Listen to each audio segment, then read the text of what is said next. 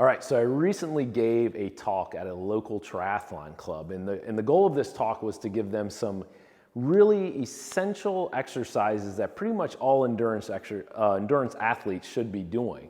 So I wanted to give them 3 or 4 strength, 1 specific core, and 1 specific stretch. And the idea of this was just to bring them some simple information that they can take home with. So I wanted to go over these with you. So if you're an endurance athlete and you're wondering what's something simple, like what's a simple program that I could be doing, this is a really good place to start. So the first thing we always want to talk about with endurance athletes, especially with the cycling and running aspects, is working on the posterior chain. So all of these have some aspects of that. So the first one I want to do is a single leg bridge.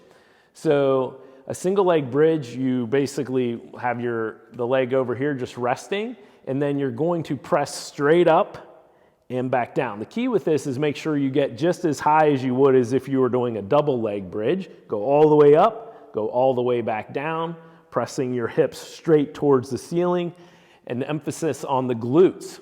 Once you're good at that, then you can even start here and do a marching bridge. The idea with the marching bridge is making sure that you keep high the entire time and that your hip doesn't drop or rotate as you do it. So a good bridge routine is always a good place to start. You can make both of these harder by putting your feet on a foam roll. The second one that I want you to learn is to incorporate a step up into your workout routine. And with the step ups, you always want to go to a step up to a leg up.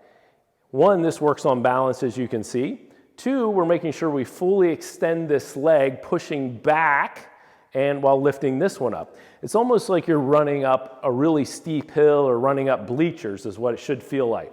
So a step up all the way to there and then back down. What I don't want to see is just sort of this sort of thing where you're stepping up, stepping back down. It needs to be at step up into that running position. You can start with maybe a 12-inch box and move up to an 18-inch box like this. The next one that I want you to try is a single leg sit to stand.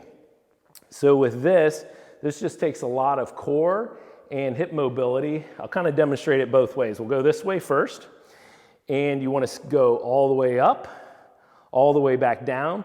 You can rest if you want, or you can come up, just tap down, and then come back up. So one of the cues that's really important for this is to work the outside of the hip, because you need stability there. Is when you come up, I don't want to see this. I don't want to see you kind of, and that knee going in. You need to be tracking straight and keep it straight going all the way down. Again, really good for the quads, really good for the glutes, the hip, core. It's a really nice exercise that incorporates a lot. So that's a great exercise for you to do. All right, the next one that I want you to do is a side plank, but it's a side plank for your hip muscles, not for your core.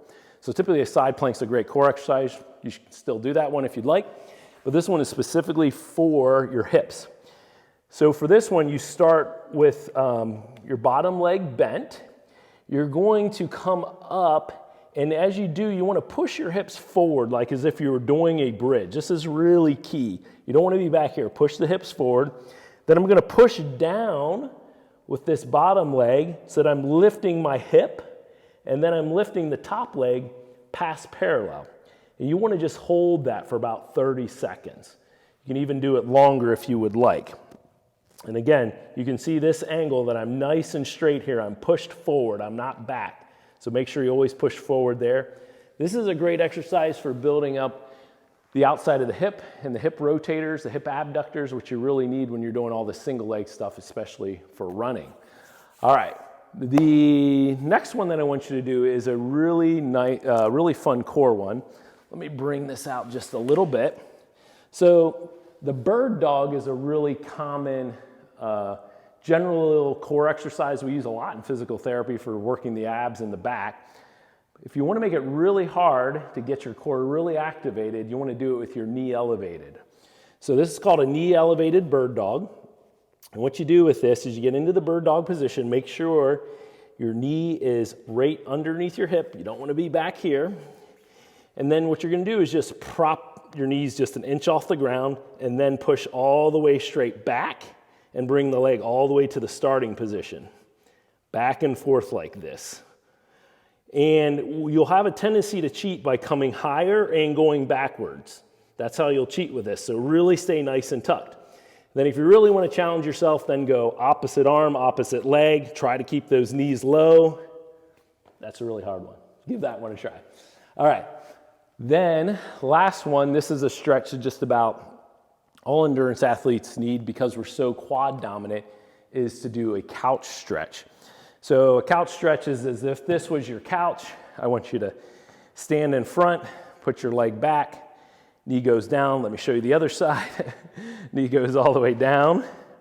Get into this position with your heel as close to your butt as you can, or not as you can, but pretty close to it. Lean forward just a hair, and then you're going to squeeze your glute on and off. And when you do this, you'll feel it directly here in front of the quad. That quad muscle goes all the way up into the hip and helps stretch the anterior part of your hip and quad, which we know is getting a lot of work. So if you're an endurance athlete and you're wondering, where do I start with a little bit of strength training?